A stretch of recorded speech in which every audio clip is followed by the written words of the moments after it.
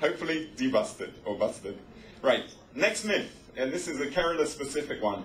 A lot of people tell me, well, we've got much of the year is monsoon, yeah, so we don't have enough sunlight. So I just want to share with you, looking at the solar adoption rates, and this is by end of 2011, relative to, or per capita in the world. And of course, we all know Germany and some of the Nordic countries are very high up. But it's very unfortunate that India's rates are really, down at the bottom here, or very close to the bottom. Now, at the same time, let's look at the world sunshine map.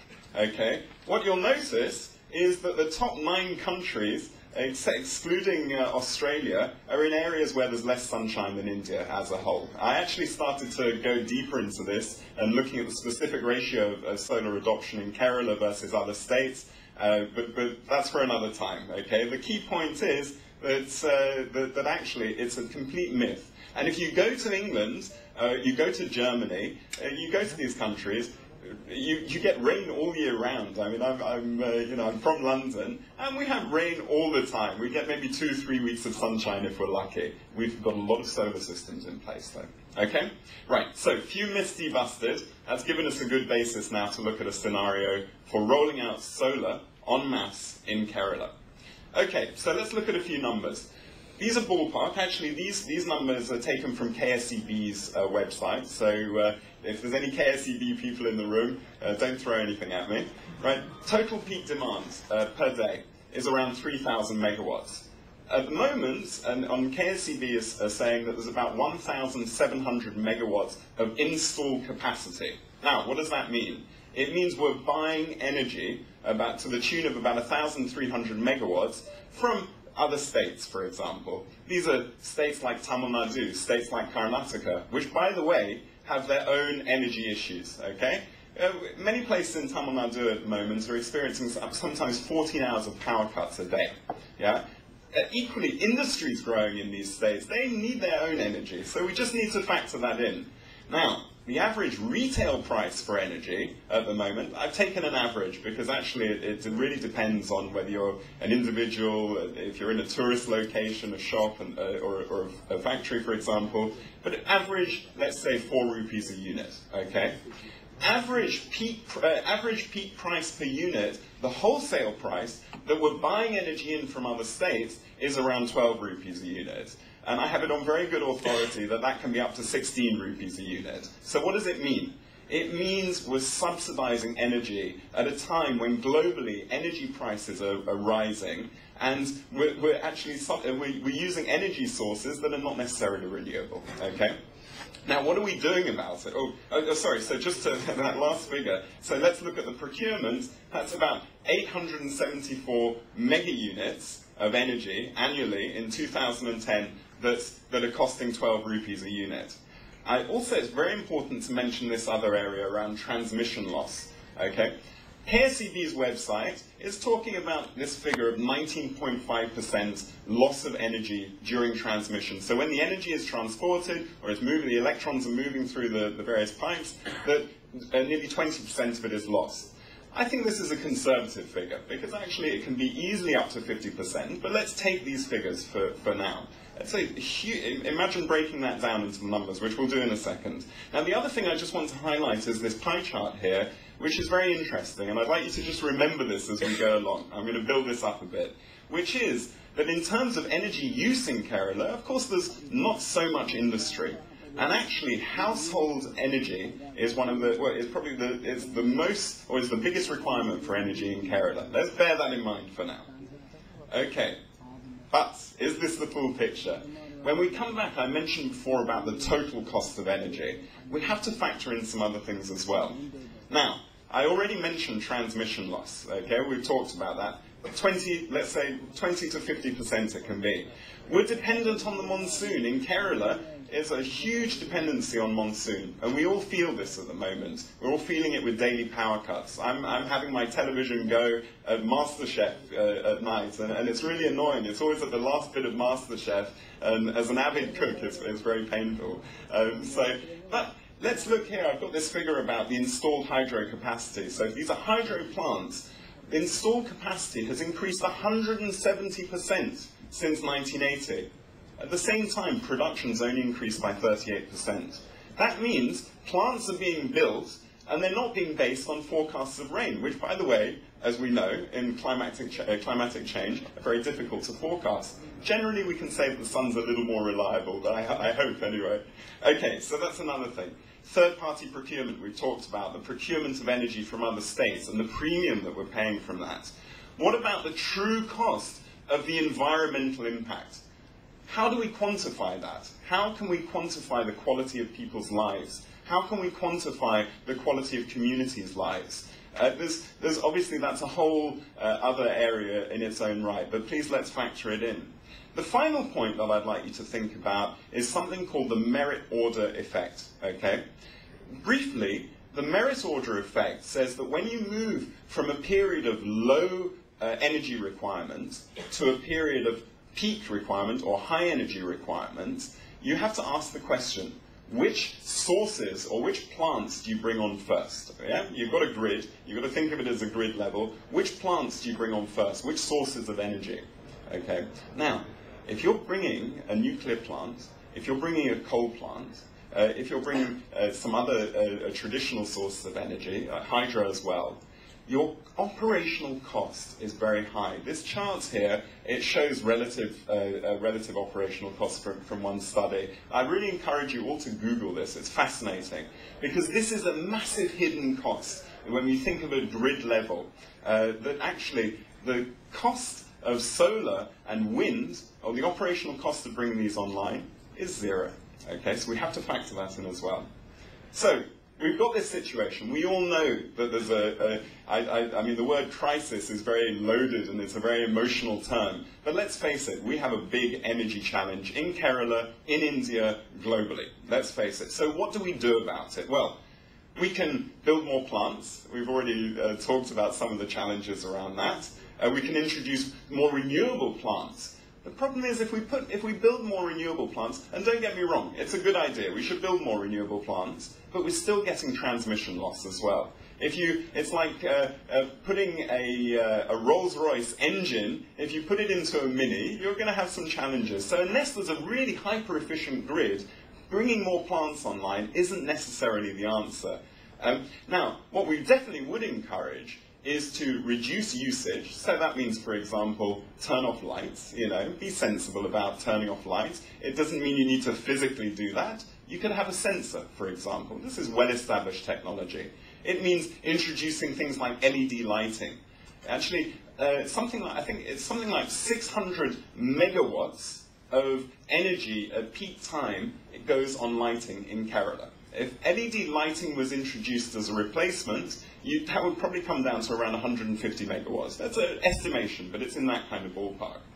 Okay, so, there we go. I'm encouraging two of them and nodding. The fourth one was do nothing and pray. Actually, we'll all laugh about that, but actually very often, that's what we do. Do nothing, hope it gets better. Sorry, if we don't intervene in this, it's not going to change, okay? So, the key thing with all of these areas is they're all incremental. And it's very easy when we look at challenges. It's human nature, actually, when people come together to deal with a big challenge, to try and come up with ideas. You tend to start with a big idea and a great idea, and slowly by slowly it gets whittled down into something incremental. These are all incremental approaches. Okay? How about going further? And when I say further, how about building here a model, and in this case, a distributed model, a distributed model of renewable energy that actually is leading the world, okay? What's the opportunity for that? It's not only about solving, if we can do something like this, it's not only about solving the energy challenges that Kerala faces, it's actually about having some other impacts. What about developing a nascent industry? What about the next generation of Keralan youth, not necessarily going into the Infosys and Tatas, which, by the way, no problem with that, but what about creating the next solar technology, the next algae technology? What about the state investing in something that actually can become a genuine global competency for Kerala? And by going through the pain of doing something transformative to actually develop that competency in hand.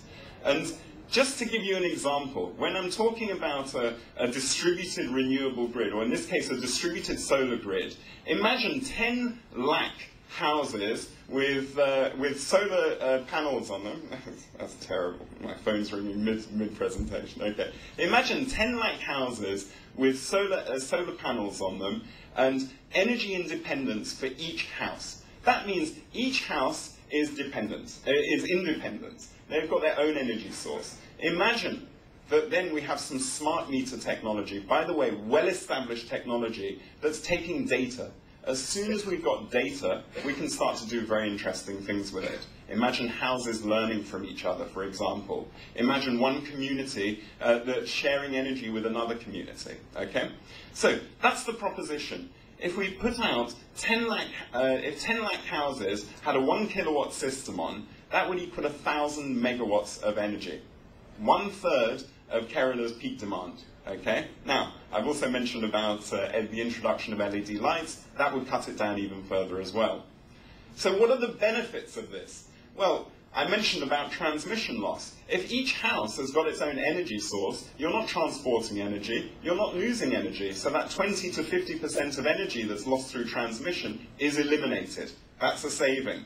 Right? Intelligent load management. That means if one place needs energy at a certain time, you could direct it there. This is the smart grid principle. You can move energy around as needed using this kind of technology. Reducing total cost of ownership. I'll come on to the financials in a second, but actually, if you look at the total costs, and we get away from this purely transactional view that says, I've got to pay 2 lakh for a solar system, I could put the money in a bank account instead. We have to look at a state level and look at the total cost of adoption. There's a saving.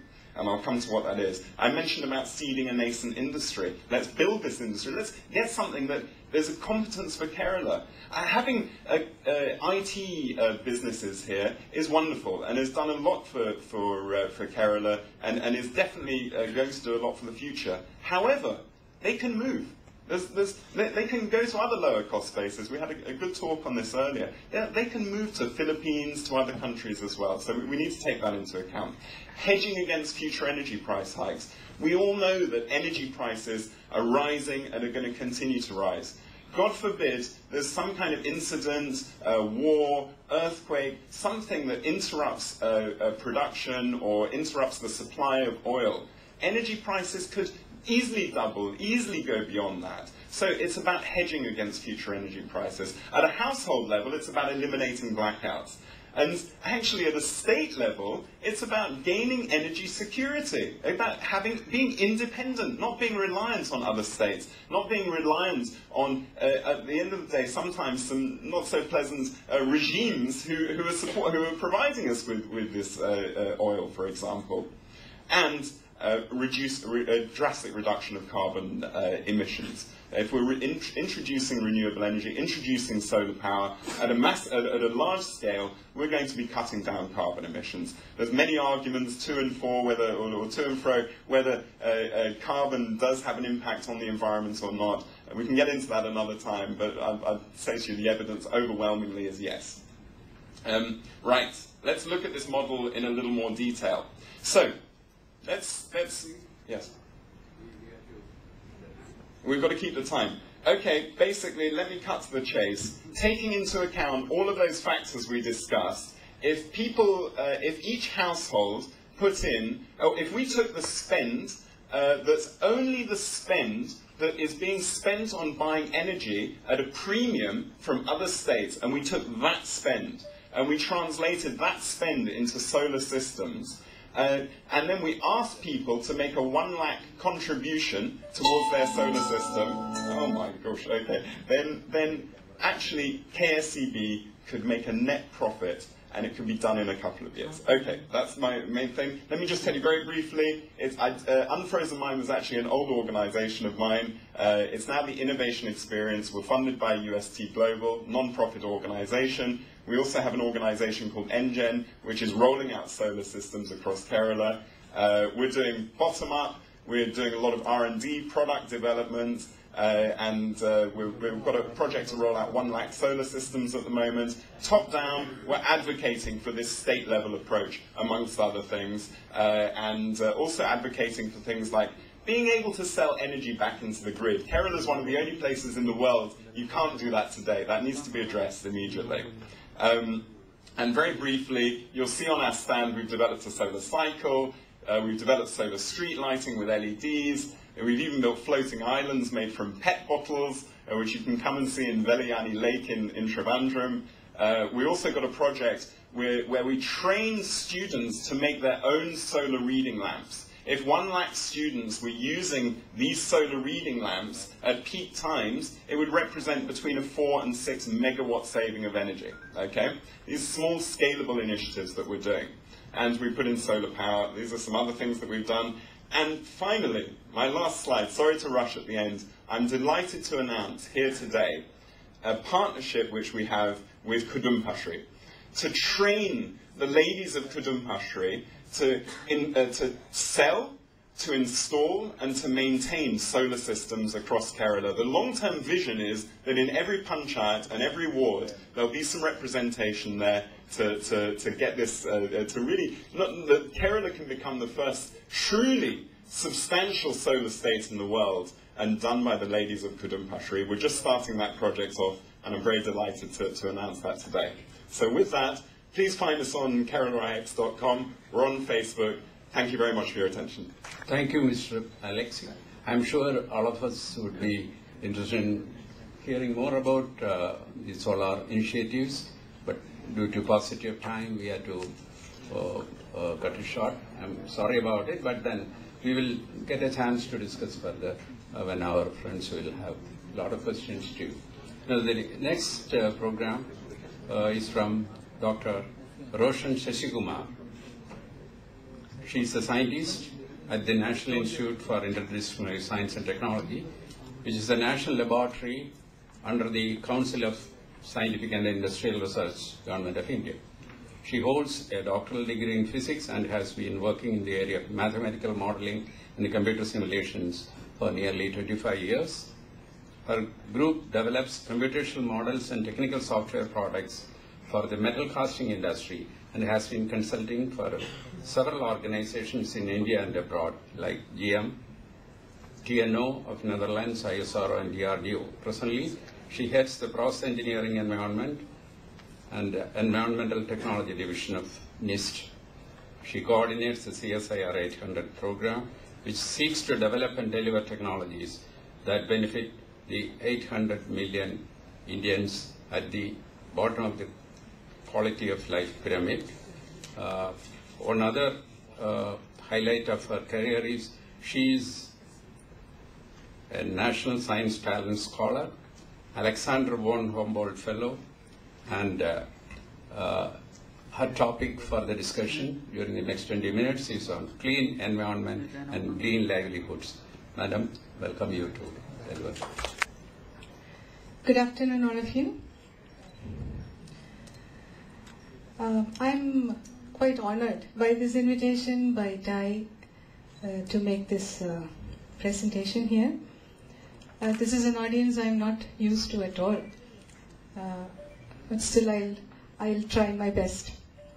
To introduce myself, I am Mr. Nair has already introduced me as scientist of CSIR. Now CSIR, I find that is not as well known as the other scientific organizations in the country like ISRO or Atomic Energy, because we don't do spectacular things like launching a rocket to moon or making a nuclear bomb. But we also do, so just to let you know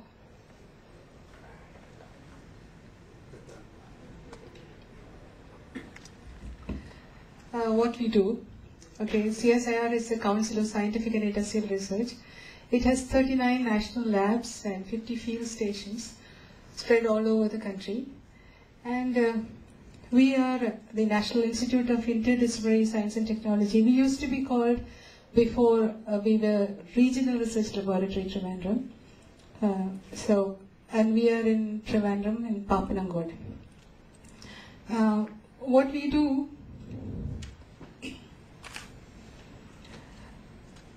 all our work is based on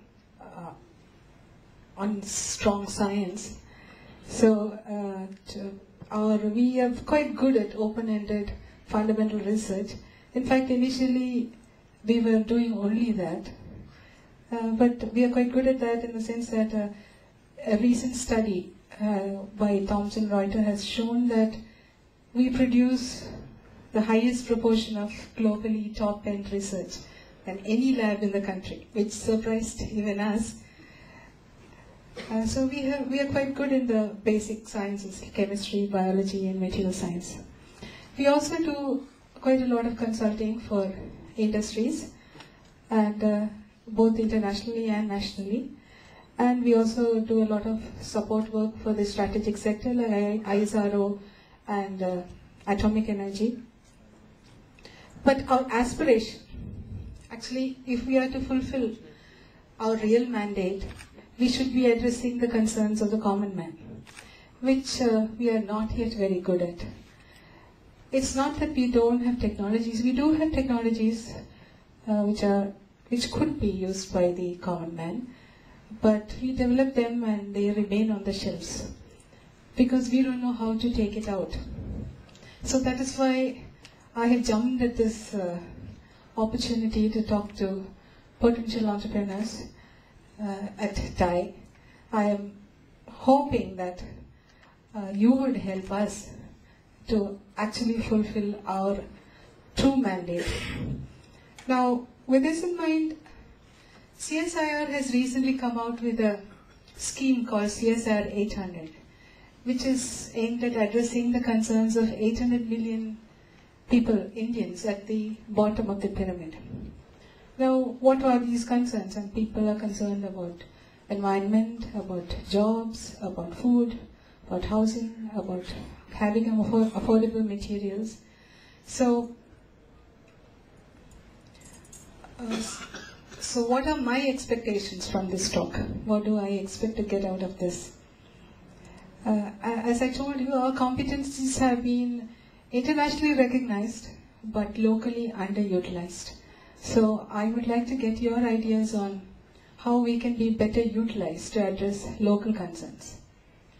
And then I would also like to showcase our technologies to potential entrepreneurs for setting up green businesses. And, like I told you, I would like to explore the possibility of TIE playing a catalyst role in converting our CSIR 800 technologies into livelihoods for the poor. So, with this in mind, let me go to the topic. That is, I'm going to talk about clean environment and green livelihoods, essentially green technologies. I'll talk about two kinds of technologies, that is, technologies that reverse the damage which human economic activity has been doing to the environment, and also technologies that create wealth without damage to the environment. Let me talk about one of the topmost concerns, one of the top of the mind concerns of our state at this point of time, waste disposal. There are so many reports recently that most of the groundwater in Kerala is polluted because we are not treating our sewage properly. Our houses, even the septic tanks, discharge standards are not met. When it comes to the big apartment buildings, it is much worse. And then we have this tourism, houseboats. Houseboats are discharging sewage into the lakes, and that is also polluting all our backwaters. So these are there is a lot of untreated sewage going into the waters of Kerala. Then we all know, we have been hearing about this Vilapilshala problem, which has brought to the top of our mind the whole aspect of centralized municipal waste treatment. They create a lot of hazards for the public, and I think whole of Kerala public is now up in arms against any treatment plant coming in their neighborhood. So what do we do with our waste? So there has to be two options: decentralized on treatment of waste at source as well as centralized, because we cannot do without centralized waste treatment. Now we do have some technologies for decentralized treatment of biodegradable waste, which they are not, there are many now in the market, but our research shows that a lot of them don't comply with the discharge, the effluent doesn't comply with the discharge standards. So we have been in the process of developing some which do. And one is already in the market, the kitchen waste digester. We have given, we publicized it, and then we had a lot of response from entrepreneurs. And I think it's coming into production, it's coming into the market next month. There is this kitchen waste digester cum biogas generator.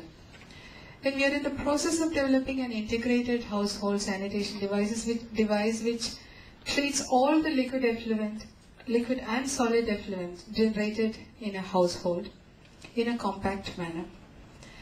Long ago we developed a mobile sanitation device for houseboats.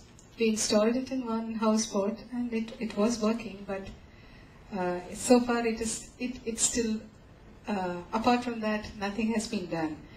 So I don't know why these houseboat devices have not been used, but I think these are areas where people like you could help us to actually put this into the field. Then coming to centralized solid waste treatment. Finding the right technologies for our type of waste is quite a challenging issue, because we cannot straight away adopt a technology from Europe or US and apply it here, because our waste is different, our climate is different. Therefore, there needs to be a lot of thought and research which is not being done. And so this itself, it needs a very careful study which technology to actually use for our waste treatment. We feel that the government is working in panic and not really studying the issue. They're asking, there is Suchitwa mission which is advertised for people to come and treat the waste, but without specifying what technology. That is also left to the entrepreneur to choose the technology. So there's a lot of panic here. Therefore, we feel also that we could do a short-term solution of rectifying the current aerobic composting units which are there in Trivandrum, in Kollam, in Kottayam, in Cochin. Because why is there so much problem? It is because the aerobic composting units are not doing their job properly, because there is not sufficient aeration.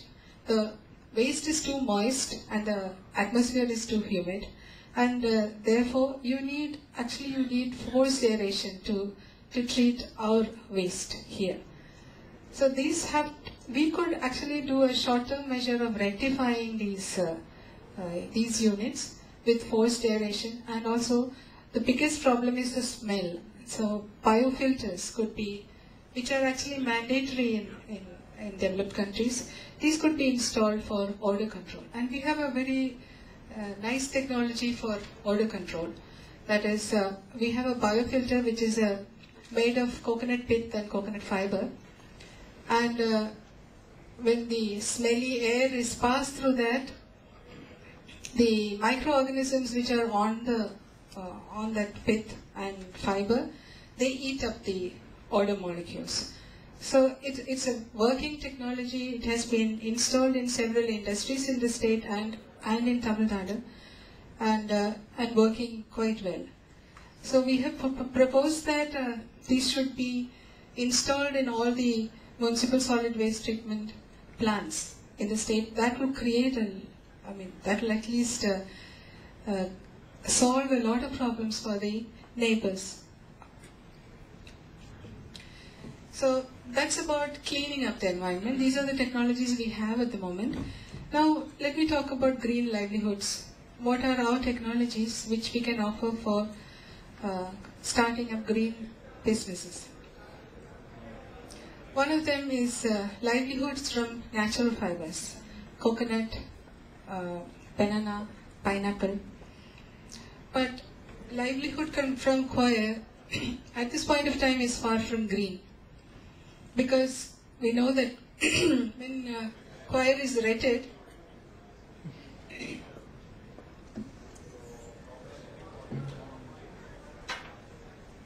you know that if you travel by train,